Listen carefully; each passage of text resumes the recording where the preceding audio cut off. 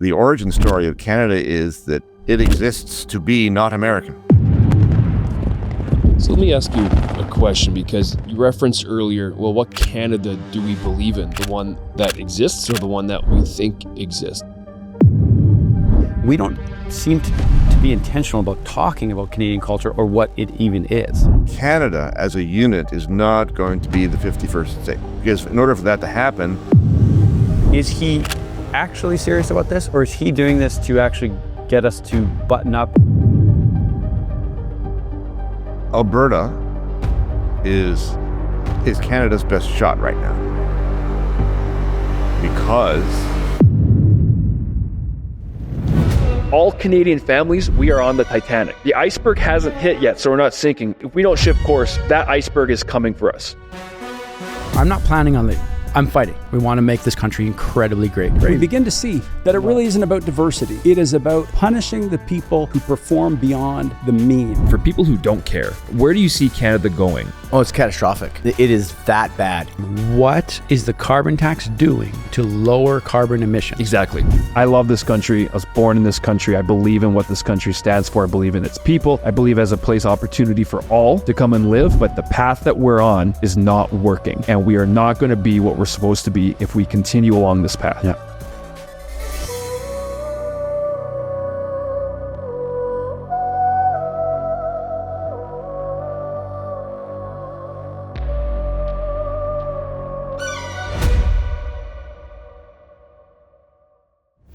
Well, welcome back to Citizen. Great to have you guys with us. Lots going on in the nation of Canada. Our political landscape is, you can say it is shifting and changing day by day as we are in election period. Jeremy, my brother, how are you doing? Good. How you doing? I'm in Winnipeg once again. I know you keep leaving. I missed the consistency of our real set, man. I've been here for a while. We had a good run, and this last month has thrown us completely sideways. So what's going on in Winnipeg? What's the latest? There's lots of business to do. We got staff in both provinces, so I'm always back and forth. And the saying on the wall next to you, the show goes on, and keep doing it. And there's so much happening, and I think a lot of the political things the provinces are in right now is also causing things to get a little busier for me as well. I could go deeper into that later, but today's show, I'm really looking forward to it. We have an expert that I believe our audience has heard here and there, but to hear his perspective, I think is going to be a lot of fun to dive through this stuff with a very, very, what's the word? Punchy, with authority, with an actual authority on the more than just opinions on this matter. What we're kind of going through. Let's be frank. He knows what he's talking about. He knows exactly what he's talking about. His opinion, we all have opinions, but I think his opinion is slightly elevated. We should elevate it. Anyways, with no further ado, we have a good friend joining the show, Bruce Pardy, professor of law at Queen's University, as well the executive director, Rights Probe. Bruce, so great to have you on the program. How are you? Welcome, Bruce. Great to see you, gents. Thanks so much for having me on. Well, this will not be the last time, I can tell you that. I'm saying that in advance of hearing what you have to say, so don't mess that one up. Just kidding. Bruce, what do you think of our intro, first of all? Does that... I love the intro. Listen, you guys are right on the ball. That's exactly the situation that we're in. I was curious. I was watching your face as you were watching the intro, and I was like, I wonder what he thinks. Does he think we're like way off the deep end, or if it's No. This is a time of crisis in this country. Right? We are, something is not right. Yeah. And that's been apparent for a while, but COVID, among other things, has really brought that to the fore. For a lot of people, a lot of Canadians, they found out that the country that they thought that they lived in does not actually exist. Wow. And, it's like breaking up with somebody that you had in your head, and the person you were actually going out with is not that person. And there's a bit of bereavement involved, right? The person that you thought you had in your head is gone, but they never really existed. Wow. And that's one of the metaphors to use for this country. Like, we all love and believe in Canada, but what Canada is it that we believe in? Is it the one that exists, or the one that we imagine that existed? The one that we thought we lived in. David and I were talking about that a couple of shows ago, because I went down to the States, I went down to Montana, and one thing that I saw was flags everywhere. This is a few months ago. Flags everywhere. Just, you talk to any American and you feel the patriotic spirit just flow out of them. And I remember coming up to Canada going like, I don't remember feeling that one day in my life in Canada. And so we were kind of in the wake of Trump's 51st state talk and all this going on. We were talking about what does it mean to be Canadian? Because what values do we hold? It doesn't seem like we have much of a culture to protect. It doesn't seem like we assimilate. It doesn't seem like we have any intention, nor like even food. Food I find is a great point or direction of culture. I often, when other cultures bring in their food, you're like, oh, I love this, and they protect it and they eat it and they bring it into their family and they have special recipes that are passed down. And I would jokingly say like hot dogs, hamburgers, like what's our culture's food? And that was kind of spurring on this conversation about what do we have to protect? What is it? And I'm not being facetious. I'm actually serious. Like, we don't seem to be intentional about talking about Canadian culture or what it even is. And it's an interesting topic. Well, yes, in a way, but I came across a quote the other day. I forget who it came from now, but the quote was, a Canadian is someone who asks, what is a Canadian? Right? It's like it's a national obsession that we don't actually know what we are. Yes. Bruce, what does it mean to you to be Canadian? Well, I would have liked it to mean that we lived in a country with individual liberty and a sound system of governance and peace between individuals. And that's not exactly what we have, of course. We have a country made up, apparently, if you listen to the authorities, we have a country made up of groups. Wow. We have groups in terms of their geography and regions. We have groups in terms of their ethnicity, their background, their lineage. We distinguish between people upon their based upon their identities, and we give them different rights and privileges depending upon what those are. It's become a national sickness, if you like, and but it has a very long history. This is not a very recent. I mean, it's become acute more recently, but this is not brand new. This has been in the works in Canada for a long, long time. So let me ask you a question, because you referenced earlier, well, what Canada do we believe in? The one that exists or the one that we think exists? And even what you just highlighted there with groups and regions, and I don't want to just paint a broad stroke with just East-West sentiment, but there is growing divide between groups on the type of Canada that Canadians want. And, and I've noticed, and obviously we have, as Donald Trump puts it, the artificially drawn line between Canada and the U.S., that there's some truth to that in terms of social culture overlap, in terms of the Canadians follow that very closely. And the reason why I'm bringing that up, because I think there's been some bleed from the U.S. in this idea of liberty, true freedom, what their constitution stands for, individual rights, and long-winded question I'll get, but when you go back to 1770s and 1776 specifically, when the U.S. rejected the crown, and Canadians, even though it wasn't Canadians at the time, but those regions, they accepted and they continued under that, which was a fork in the road where paths shifted, in my opinion, and I think you would probably agree with it, in terms of one pursued true liberty, individual rights, and the others, there's an image of that, but it's not as robust as what the Americans had pursued. Thus, now fast forward to where we are in 2025, you have a lot of Canadians that want that idea. Like you said, that's what they want, but is that really the situation in Canada? Any comments on that? Well, so you've alluded to the Canada's origin story, and in a way, it offers an answer, not a very good answer, but an answer to that question. Well, what is a Canadian? You know, the origin story of Canada is that, if you want to put it this way, it exists to be not American. Hmm. Because after all, the Canadians at the time, as they were at the time, were invited by the Americans to join the show. That's right. Right? And the Canadians declined.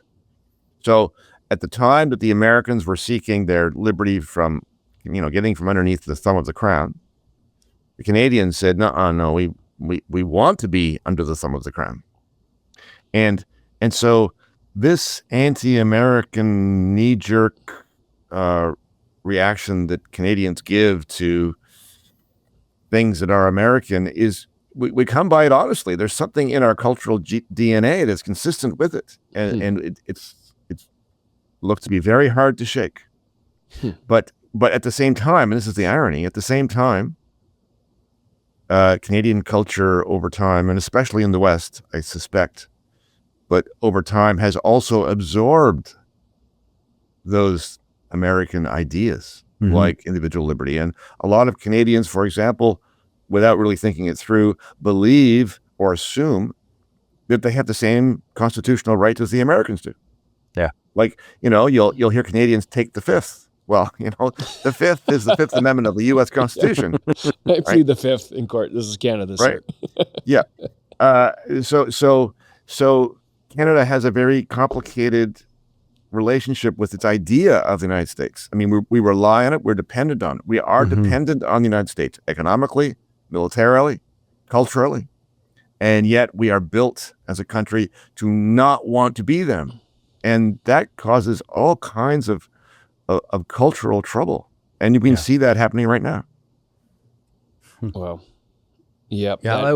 One of the questions that I can't help but think, because all of these types of conversations all are leading or stemming from the idea of Trump trying to absorb Canada or not. But the thing that I can't, when I look at what he does or what he seems, his track record shows, is that he tends to be very flagrant, very virtue signaling type, and aim for the moon and hit the stars type approach. And I can't help but think that, is he actually serious about this, or is he doing this to actually get us to button up? But for him to ever admit that would be to him lose all of his chips. Like he wouldn't, and that's what I can't help but think, because for the first time, we're having culture conversations in Canada. For the first time, we're talking about securing our borders. For the first time, we're doing something. I've never seen this in my lifetime. Yes. I don't think it matters what he really means. Yeah. Because it's having the effect that you're describing. Yeah. It is working in the sense of jarring this country out of its complacency. Yes. Yeah. And it has the potential to lead to other important things. And who knows what they're going to be. Yeah. But he has succeeded in moving the needle. And now some might say it's moved in the wrong direction in terms of generating this anti-American sentiment. And sure, I don't disagree. On the other hand, it's also caused a lot of people to think about important things like, well, maybe we should be part of the United States, or maybe Alberta should be independent.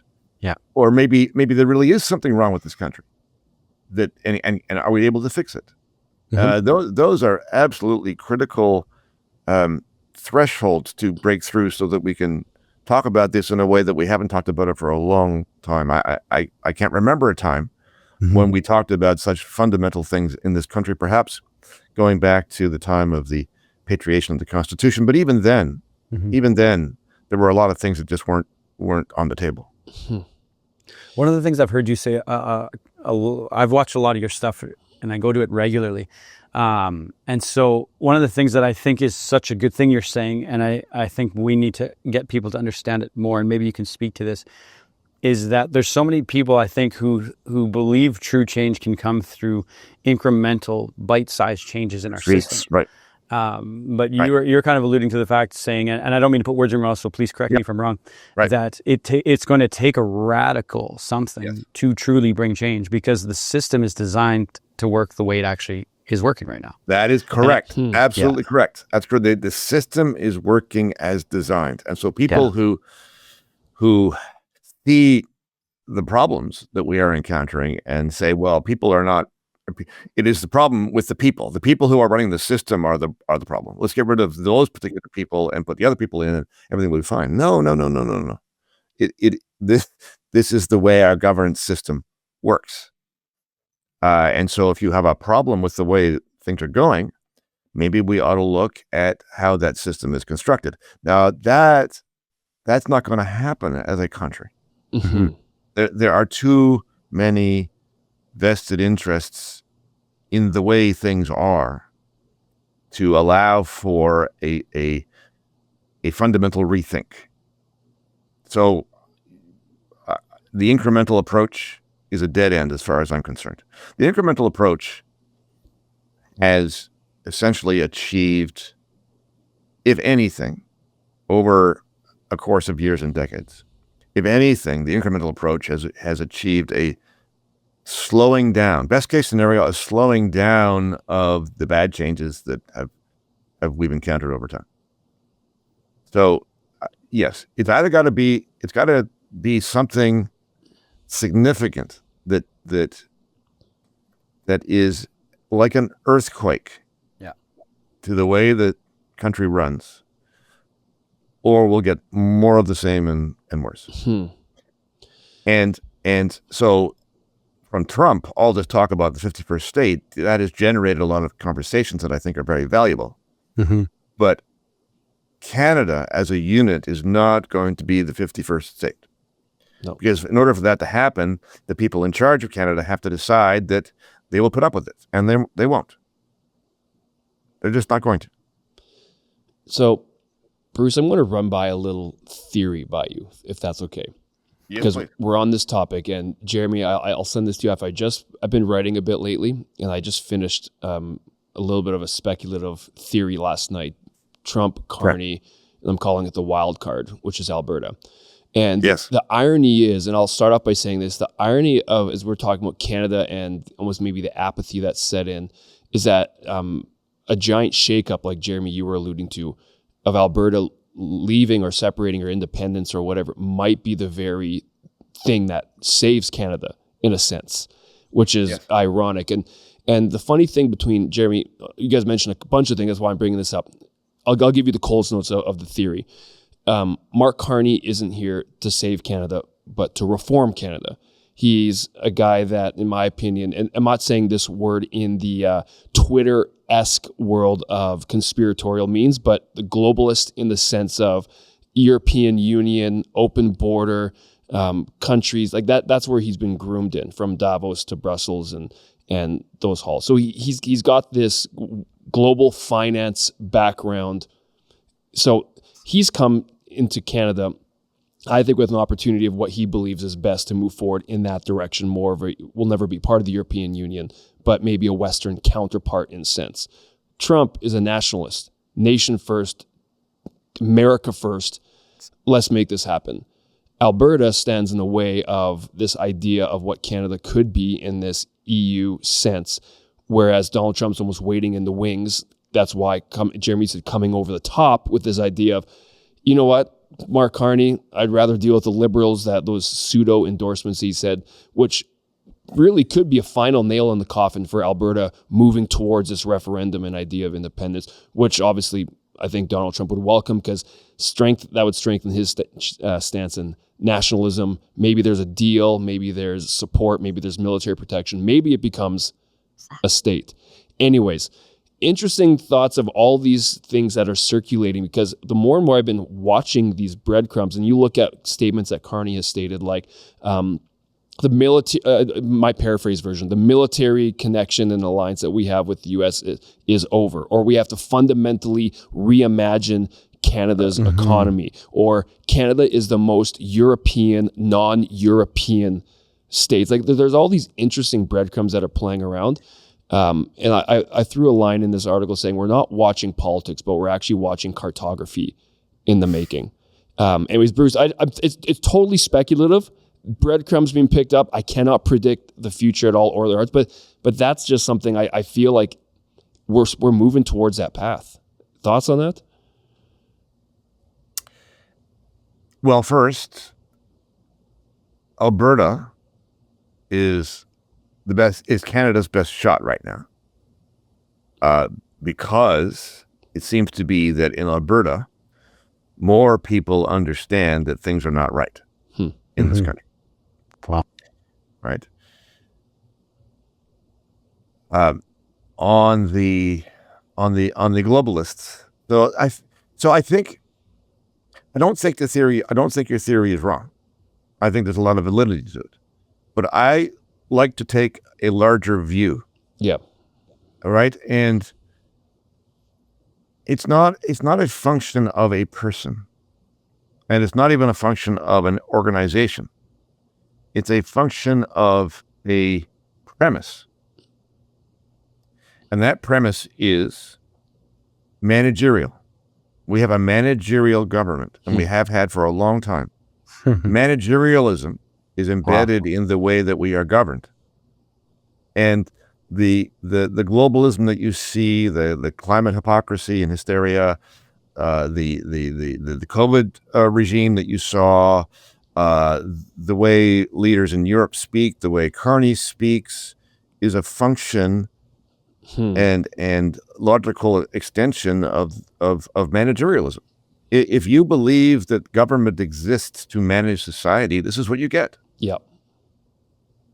And so I try to discourage people from thinking that it's a function of a particular group of people or a particular person. You know, if you deal with those people, then your problem is solved. No, because the idea is more powerful. And if you get rid of those people, there'll be new people who also believe in the idea. Totally. Yeah. And for that matter, if you ask people on the street to try and articulate what they thought government was for, they would sort of maybe reflect this idea that government is there to solve social problems. Okay. If you believe that, then you believe in managerial government. Yes. Yes. And it's not crystal clear that Trump is or what ideology Trump has. Trump is a nationalist pragmatist, I think is fair to say. Yeah. But he is a counterweight to that phenomenon that you referred to. That's right. Mm-hmm. And so in that respect, he's very important because he has disrupted the evolution of the managerial regime. And thank God he did. Thank God he is. Mm-hmm. Because the Americans have at least given themselves a chance to decide a different path. The rest of us are still on that path. And I don't see the upcoming federal election, however it goes, as disrupting that path in this country. And that's part of the problem. If you want to disrupt the path, something has to happen. And one of those possible things, and I think the one with the best chance so far, even if it's a small chance, is Alberta deciding that it's had enough. And do you think that that's actually a possible actual reality, or just the threat of it is powerful enough? It doesn't matter. It doesn't matter because if you get Albertans to express the sentiment that they have had enough and that they do want to leave, whether or not that's to become independent or whether it's to join the United States, it's the 51st state, it doesn't matter. Yeah. Once you get across that threshold, then you'll find out what can happen after that. Maybe it will be a renegotiation of the terms of this country. I suspect that's not likely, but it's possible. Yeah. Maybe they'll have to go the whole way and become independent. Maybe after they do that, they will think about joining the U.S. or not. We are heading into the undiscovered country now. Yeah. We don't know. But I've been trying to tell people, look, don't worry about looking too far ahead. The problem is the next step. And the next step is for Albertans to try to gather together enough of a critical mass of people and opinion that their future is no longer in the Canada that now exists. Wow. I just want everyone listening, that right there was worth the price of admission. That was like even the theory, and you brought it up to the idea of managerialism, government. What do we believe in? I think every Canadian, you got to look at what do you expect your government to do for you? And there's a lot of Canadians that want government to handle certain problems or a lot of problems, right? There's been certain institutions that used to do things in Canada, and they have abdicated their place in those, and the government picks it up. And even most recently with Mark Carney, one of his announcements, I don't know the figure, but it was 20 billion, or is it a high number in terms of now building housing in Canada? Again, another aspect. Do you want the government jumping into what should be free enterprise, free market? So this is the idea, managerialism. What would the opposite be, Bruce? Managerialism, what would a word used? That's what I was thinking. I was going to ask you that. Yes. So the opposite in my books is the rule of law, like an actual rule of law, a rule of law that means that the actions of government are actually restricted. We have a system of rules that are clear, they're fixed and announced beforehand. The people who rule us are also governed by that law. It can't be changed on a dime or a whim by the executive. In all kinds of ways, we think we live in a country ruled by the rule of law, but actually it's not that at all. People sometimes think that the rule of law means we have to have laws. And we do. We have lots and lots of laws. We have too many laws. So it's not like we don't have laws. It's like the features of the rule of law system have been set aside. The rule of law functions to restrain the ability of those who govern. And if you are a manager, if you think your job is to manage society, then the rule of law is an obstacle. It is it's an extreme inconvenience. And so it gets in the way of government solving problems. And so they think, well, what's the point of having it then? Because our job is to solve problems. No, your job is not to solve problems. Your job is to in very different ways, legislature, executive, courts, separation of powers. Which, by the way, is much more robust in the U.S. than it is in this country. But if those branches of the state are restrained in what they're allowed to do, that means those actors are not able to be agile and respond to social problems, and that's what they think their job is. So the rule of law is not a popular idea. Not really. They wouldn't put it this way. They wouldn't say that at all. But in fact, the rule of law as an idea is not a popular idea with our managerial class. Well, let's a case study for that, I think, could be freedom of speech. You could pick anything. If you can pick freedom of speech, you could pick COVID. You could pick healthcare. Look, listen.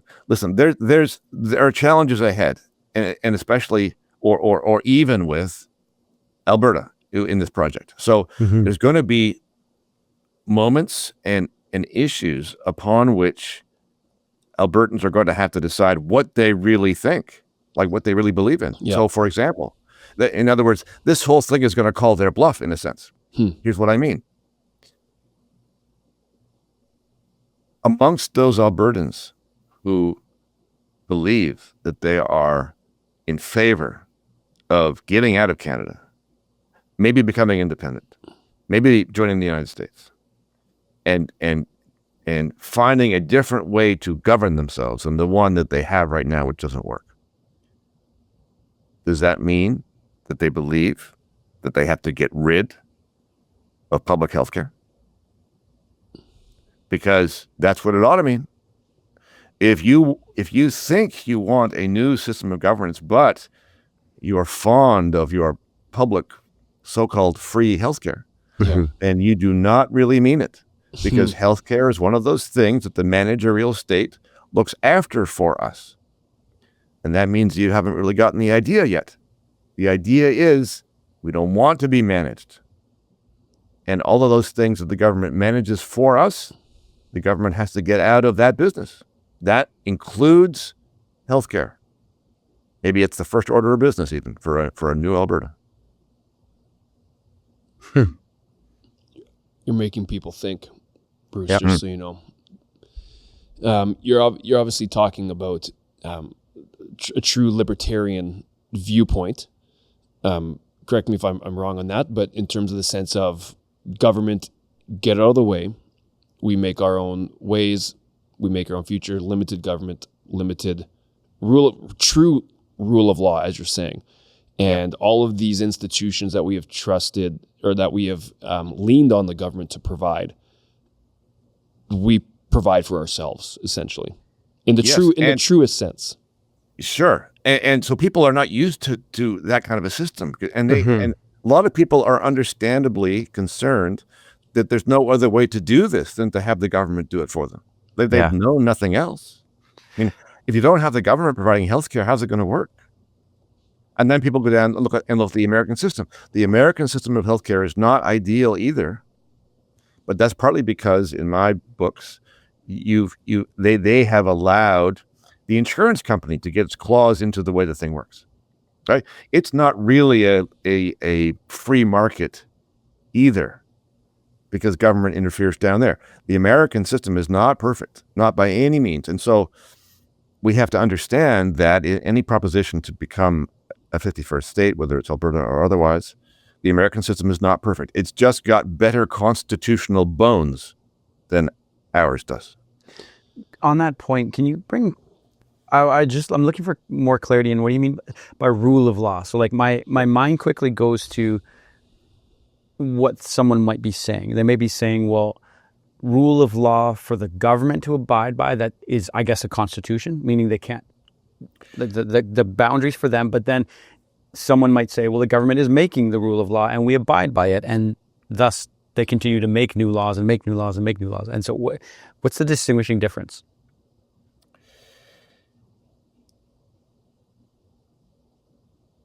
The rule of law is an idea.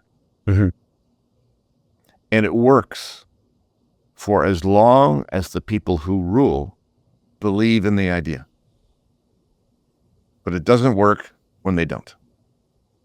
The idea is that all those people are restrained in what they do. So, for example, a senior judge who I know very well and respect very much recently gave a talk. And he said, the rule of law depends upon a certain moral behavior from judges, a self-restraint. And I think he's right. Not just on the part of judges, but a self-restraint on the part of everybody who rules, whether they're legislators, whether they're bureaucrats, whether they're officials, whether they're judges. And that works for as long as those people believe in the idea of self-restraint. That is, for example, that courts should not be making policy, but instead they should be taking the law as written and applying it to the cases before them. Okay? Some of our judges believe in that, but an awful lot more of them do not. A lot of courts now today genuinely believe, including the Supreme Court of Canada, believe that their job is to weigh and make social policy. Okay? In my books, that is not a robust rule of law. You now have courts essentially, inside their decisions, legislating new rules. Wow. So the idea that, and another idea has become very popular in governments, Canadian government, federal government especially, but there's an international movement this way to make governments agile governments. Yeah. What agile means is the governments, the bureaucrats, the departments, the ministries, and so on, need to be able to respond quickly to things. If they're going to be agile and respond quickly to things, that means that they intend to make rules on the go. Now, if they're empowered to make rules on the go, which is what policy is, that means by definition that the rules are not being made in legislation. Like emergency powers. Like emergency powers.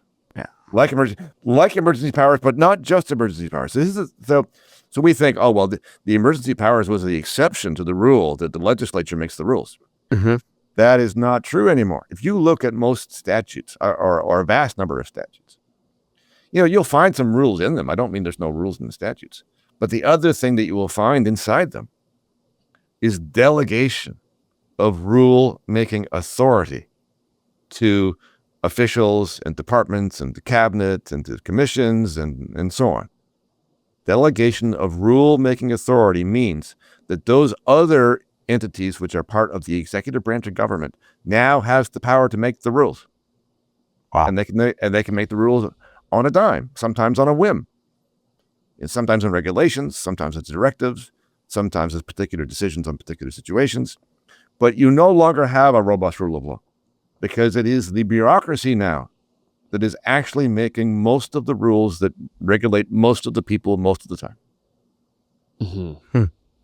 I think the place where where we all probably visually saw that most clearly was COVID. Yes. Where we were trying to approach things with logic and reason for the way provinces were making restrictions, and it didn't seem like there was logic or reason being applied. So even in particular court cases that I watched personally and followed closely, what was done for one wasn't done for the other. There was you're exactly right. Like it's almost as though the judge decided in this particular instance, I'm deciding this is the way. Well, there's no better illustration of a managerial approach to things than watching a public health official behind a microphone on Tuesday tell us all what the rule is going to be tomorrow. Yeah. Right? Yes. That's managerialism. Wow. The rule's supposed to be in the statute. But the statute says these people can make the rules. Is there any true societies that are pure rule of law right now? Because there's always a mix, right?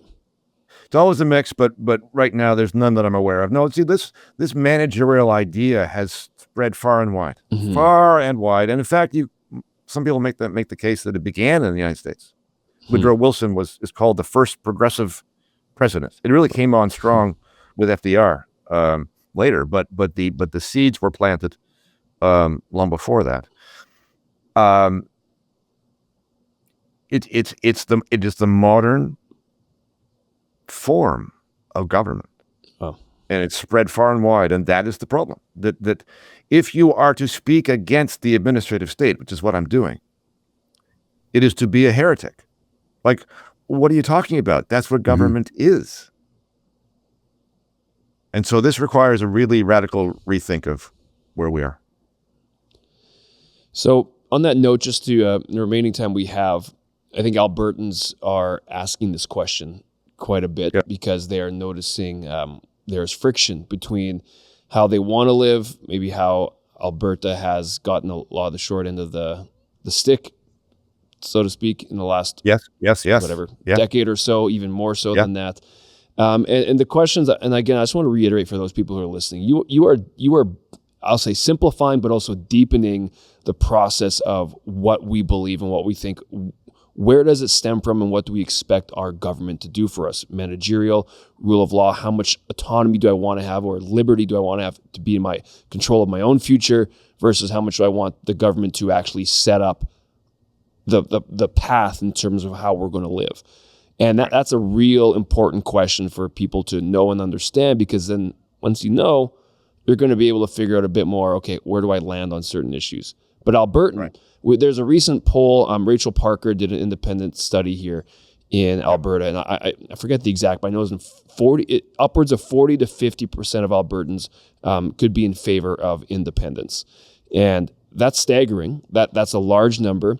I know Danielle Smith has been taking a very strong stance in terms of putting up, basically, come to the table, federal government, or we're going to have issues type of thing. Can you talk to us through, and recently just also you were on, I think you were on with Jason Levine and Jeffrey Rath, who's a constitutional lawyer in Alberta, he was the man who was leading down the quote unquote convoy to DC for Alberta, whatever he was doing. I want to talk through the legalities of Alberta actually separating. If the referendum goes through, and let's say we begin the process of doing that, because Jeremy and I were based in Alberta, what does that look like? Is that time consuming? Is it quick? Is it a mess? What happens? It could be. Here's the thing. Yeah. Nobody exactly knows. Here's what we do know. We have a precedent, and that is Quebec. And Quebec didn't actually cross the threshold, but it came very close, as we all know. And in the course of those events, the Supreme Court of Canada gave a decision about the succession of Quebec and what the rules needed to be.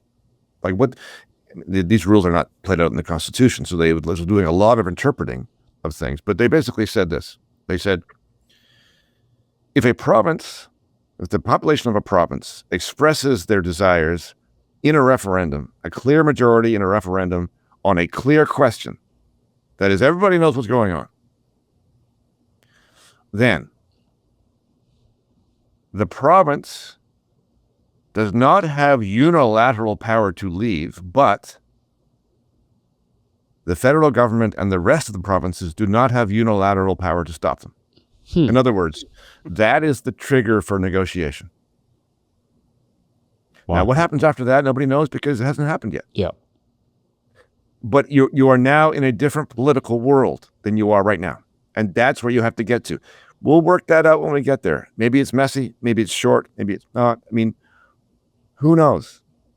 But if you want to make a change, that's, I think, the first and best shot for taking a step that gets you somewhere else. Yeah. Yeah. So go ahead, Jer. I was going to say something we saw during COVID was Alberta was one of the least authoritarian during COVID, still quite extreme in most places. But one thing we saw was a lot of people migrate to Alberta during that.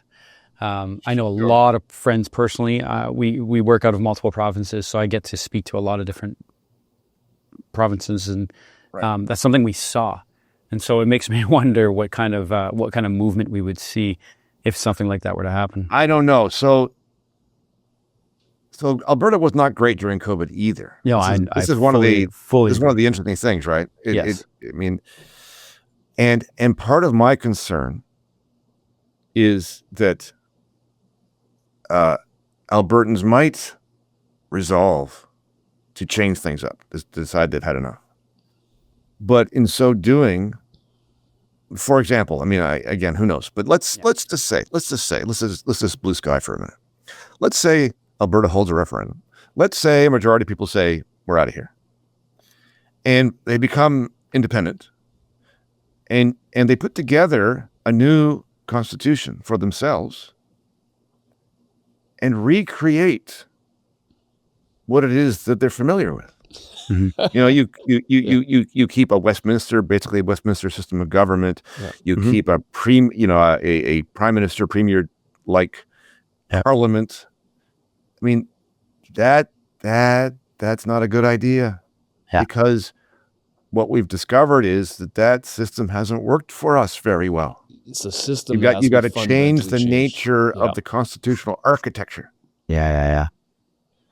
And that means you might borrow from the Americans. I mean, if Alberta became independent, you might borrow from the Americans and improve it, because the Americans system has some flaws as well. I would love to fix their flaws, but they have a better architecture than we do. Mm-hmm. Maybe start with that and think, okay, how can this be fixed better? But this is all blue skying stuff. My concern is that Alberta thinks that its problems are equalization, pension plan, and interference with natural resources. Don't get me wrong; those are all three problems, and irritations, and there are more. I understand that, but those are not the problems. Those are, if you like, those are the symptoms of the problem. Yeah. Right. So if you fix those two things, or you make some progress on those three things, that does not mean your problem is fixed. Like, don't put up with Band-Aids. Yeah, exactly. And this gets back to Jeremy, your point about incrementalism. There's the danger here of being satisfied with a bit of incrementalism and finding yourself in very short order back to where you were before. That's such a good point. Yeah. I don't think I've ever heard anyone talk about that, because it definitely, in Alberta, it actually feels exactly that, where it feels like if we just get, it's the same problem as we think the person's the issue or the party. It's the exact same issue. Yeah. And that's a great way to put it. They're just the vehicles by which the system is going to roll out what it's meant to roll out, what it's meant to do. Conrad Black has said over and over, I've used this quote so many times, Jeremy's heard me say it a million times. We get the government we deserve.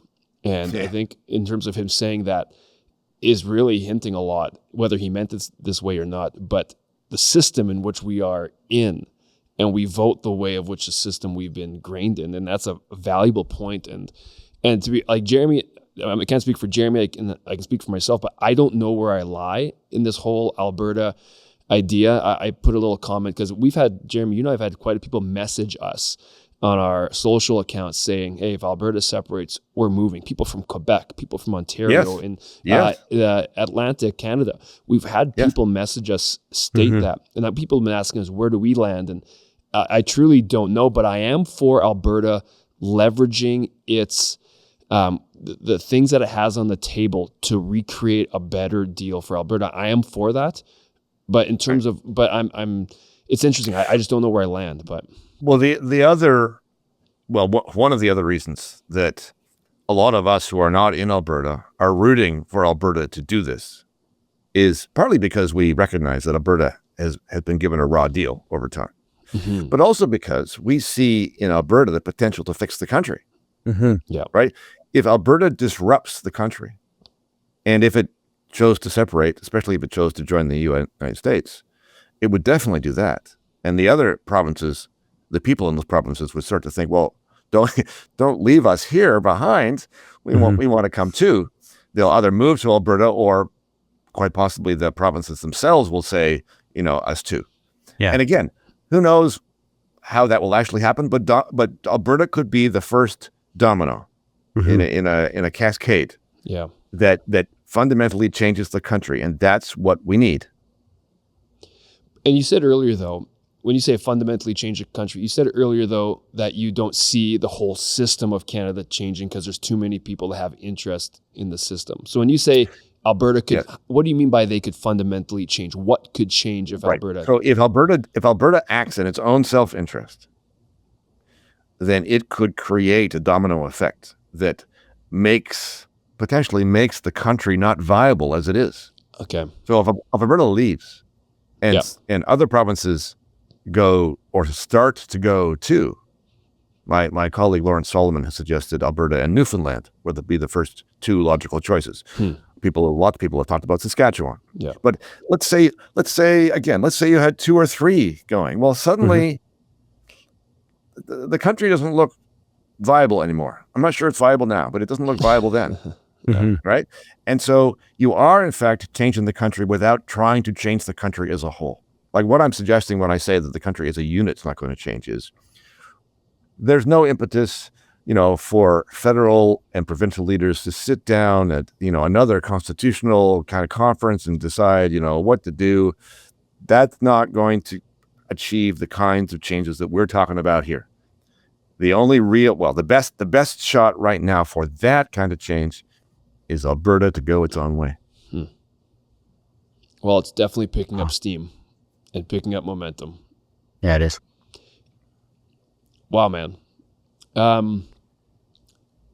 Jeremy and I usually aren't this quiet, just so you know. I know you're really. There's a lot of banter usually, but we're wrestling with concepts in real time. Yeah, and that's what I love about it. So I appreciate it. No, this is important, though. You're making me rethink a lot of things, and I think people, as you're listening, and first off, as you're listening, let us know if there's things that you, of course, if you agree or disagree with Bruce's, mine, or Jeremy's thoughts and opinions, and we're kind of jumping around here. Let us know. We want to know what you think. Do you think we're crazy for saying that the managerial way has got issues? And it's not, I want to make clear, Bruce, what we're saying, it's actually not really a matter of right and wrong in the sense of one's good or one's bad. It's a matter of what do you want out of it? Do you want a government that's a managerial system that lays out the path? I can tell you my opinion on it, but in the sense of me, my opinion is just one opinion versus you as a listener's opinion. Well, let's hear your opinion. Tell us. Oh, I haven't given a strong. I am the type of individual that I will make my own way. And I don't care what obstacles are in front of me. Jeremy and I, when we were in Ottawa for COVID because our father-in-law who's our boss at the time, forced us to go down to report on what's going on because he knew Jeremy and I, even though we're not reporters, we're not journalists, we don't we don't want to be that. But we're guys that if there's a brick wall in front of us, we will figure a way to get through it, get over it. So you could call that libertarian in terms of if you're trying to put on a political philosophy, but Don't worry about the labels. Libertarian has taken on a meaning. 100%. There are a lot of libertarians that I don't agree with either. So I mean, I like being I've in used control that of my word for own myself future. in the past, but I'm not sure it means very much. I want to be in control of my own future, and I want to live and die by the work of my hand. And that's how I'd summarize kind of my outlook. Right. Yeah. Exactly. The freest version, the freest, safest version. I don't know how those two, they do compete sometimes. But. Well, they do compete in a way, but also can be quite consistent with each other, right? So even a so-called libertarian person this is the distinction between libertarianism and anarchy. We're not talking about anarchy. Exactly. Right? So there is a role for the state. In my mind, anyway, the role of the state is to maintain the peace. Yeah. Right? It is to protect all of us from each other, from the force, violence, coercion of each other. And that's the first and one of the only very few functions that I think a state should perform. Yeah. So we're not talking about getting rid of the state. We're getting rid of the managerial state, which is an entirely different thing. I'm going to have to revisit a debate. I just remembered you and David Haskell. We've had David Miller Haskell, and you guys did the debate of libertarianism versus conservatism and what's the truest answer for, I forget the exact, but I remember watching it, Jared. We should revisit that again because I want to hear both your points because you guys both, I thought, had some pretty decent points on that one. But well, you'll have to pull Haskell back on with me, and we'll talk about it again. Let's get you guys in Calgary. Sure, we'll come to you guys. That'd be great. Hey, Jared, that'd be a lot of fun. Yeah, that'd be really good. Okay. Well, we are past our time, which is not a problem at all. This has been just an awesome conversation for us. And I hope you as an audience, you guys have gotten a lot of it. It makes you think. Let us know what you're thinking. Bruce, let our audience know where they can track you, where they can follow what's going on in your world. Thank you for the question. My X handle is @PardyBruce, PARDYBRUCE. My Rights Probe page is rightsprobe.org. All our work is posted there, and I also have a Substack, brucepardy.substack.com.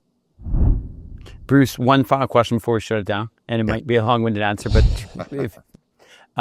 if I always have this theory when I try to look at problems that are very complex in front of me, I call it the wave a wand theory. If you had a wand and you could solve any problem you had to, what would you do with that wand? And I asked you that question. If you could do that in this situation here, what would Bruce do? I would fix the American Constitution. It's the best one going. It's the gold standard. But that says more about the standard than it does about the state of liberty in the United States. Wow. But if you could fix the flaws in the U.S. Constitution, make it more like itself, like I don't mean to make it not American, I mean to make it more American. Yes. And then to, frankly, have Canada join that constitutional structure, because it would work. It would work so that we could all choose our own way forward. Wow. Jeremy, that's the next episode with Bruce. We want to hear what the flaws are and how you'd fix it. That's so good. I would be delighted. Absolutely delighted. That's very cool. Well, Bruce, thank you so much. Gosh, this has been so good. I know our viewers are going to love it. I can't wait to see the dialogue below. So if you guys have more questions, thoughts on this, even if we bring Bruce back on, let us know in the comments below, because gosh, there's been a lot of concepts talked about here. So thank you, Bruce. Yeah. Thank you very much for having me, guys. I really, really enjoyed it. Yeah, thank you. And you guys know what to do. As every YouTuber or podcaster says, like, subscribe, comment, as it helps continue to get the show out. We appreciate all of your support for joining us at CTZN. The show goes on. We'll see you next time. I have no idea what you're saying because I unplugged my headset, but the show goes on. I think you said goodbye.